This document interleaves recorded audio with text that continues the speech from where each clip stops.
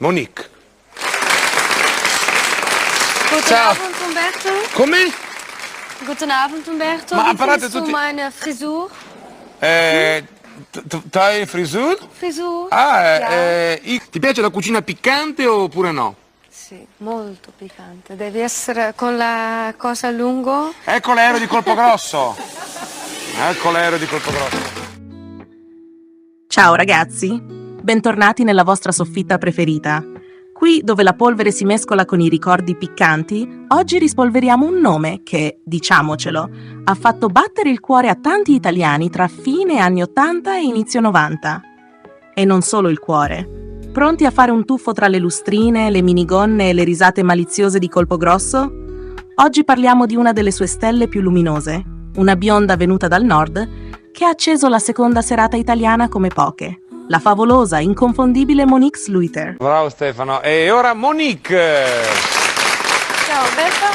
Ciao Monique, come sei? Frizzante ieri. Eri un po' più stanca, guarda cosa vuol dire. Io ho mangiato bene ieri sera. Hai mangiato bene ieri sera dopo lo spettacolo. Ha fatto Amy per me le crepe. Come fate ad essere Con così? nylon. Con i nylon Sì. siete andati. L'aereo di Colpo Grosso. Eccole. Monique nasce il 27 luglio 1967 a Sneek, nei Paesi Bassi. Alta, bionda, occhi chiari, curve da capogiro e un'aria un po' ingenua, ma decisamente seducente. A 18 anni vince il titolo di Miss Friesland, ma il destino e un certo fiuto italiano per la bellezza femminile la portano dritta dritta a Milano, dove si ritrova coinvolta in uno dei progetti più chiacchierati e visti della televisione privata dell'epoca, Colpo Grosso. Va bene con questa pettinatura, Monique. Proprio mi sembra veramente una... Sembra per gli uccelli. Sembri? Per gli uccelli. Come per gli uccelli, scusami? Cosa per gli uccelli, Per gli scusami? uccelli qui, con le uova. Ah, il nido degli uccelli. Non ho capito, stava per gli uccelli, uno non sa mai, vabbè. Siamo nel 1988, seconda edizione dello show, e lei viene scelta per far parte del corpo di ballo delle famose ragazze portafortuna. Il suo numero? Il 13, piazzato proprio lì, sul seno, come una calamita per gli occhi del pubblico. Eh sì, perché Monique non era solo bella, era una calamita vivente. E in pochissimo tempo, da semplice ragazza portafortuna, viene promossa a valletta principale accanto al conduttore storico Umberto Smaila nella stagione 1989-90 e resta nel ruolo anche nella stagione successiva. Ciao Monique. Stavo pensando alla vita come strana alle volte. Io ho passato tutto l'anno scorso a presentarti e adesso toccherà a te presentare me. È difficile anche, mi dispiace però li ho sbagliato un po', credo. Hai sbagliato un po'? Sì. No, perché hai sbagliato? Sì, Aldo ha detto, è così, io so che lui non è contento, Ecco, scusa, però Monique, domani lo faccio. Ecco, scusa Monique non era solo la bionda che si spoglia, o meglio, sì, lo era, ma c'era molto di più. Aveva uno stile tutto suo, quel mix perfetto tra l'ingenua straniera col viso d'angelo e la diva consapevole del proprio potere seduttivo. Con il suo accento olandese che strappava sorrisi, Monique parlava poco ma colpiva tanto. Indossava minigonne vertiginose, reggicalze, body attillati e stivaletti brillanti. Sul palco sapeva esattamente cosa fare e come muoversi. Sorrisi, sguardi ammiccanti, balletti sensuali. E poi quel momento attesissimo a fine puntata, quando le ragazze cin cin si spogliavano sul serio e anche lei si toglieva il reggiseno in diretta televisiva. Sì, in diretta, ogni sera, su Italia 7, pura leggenda. Bene, proseguiamo Monique. Sì. Devo andare via?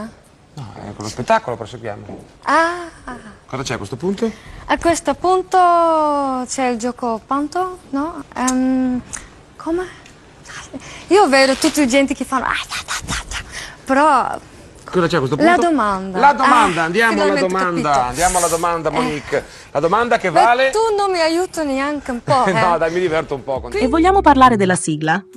Nella stagione 1989-90 si apriva con la voce di Monique, che incide il brano Super Europe, diventando non solo volto, ma anche voce ufficiale dello show.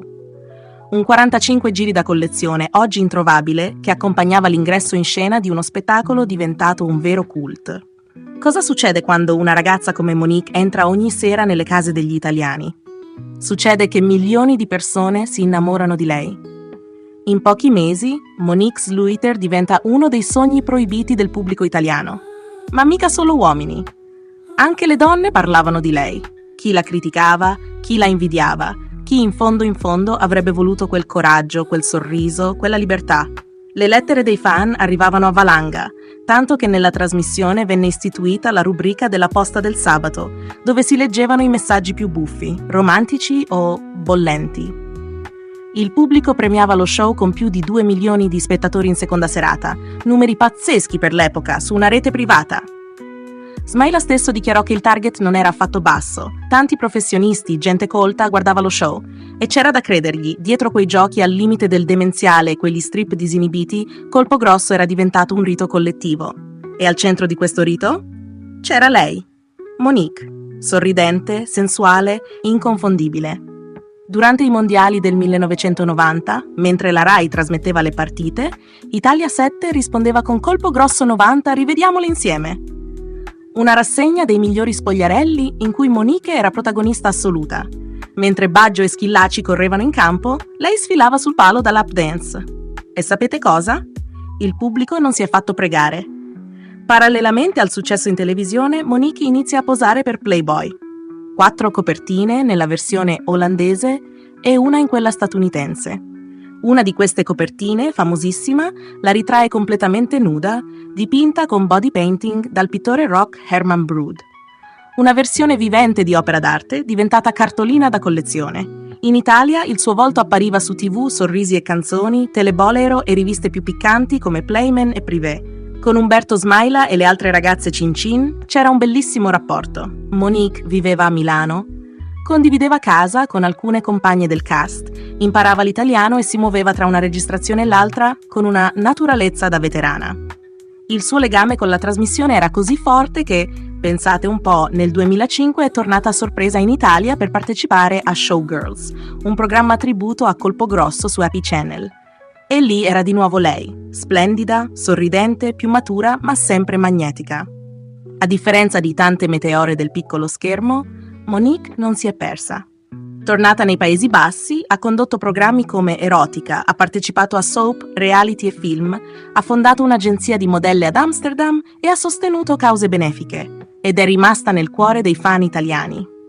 Perché Monique Sluiter non è stata solo una valletta, è stata un'icona televisiva, una playmate elegante, una ragazza cin cin dal volto d'angelo che sapeva accendere gli animi, senza mai sembrare volgare.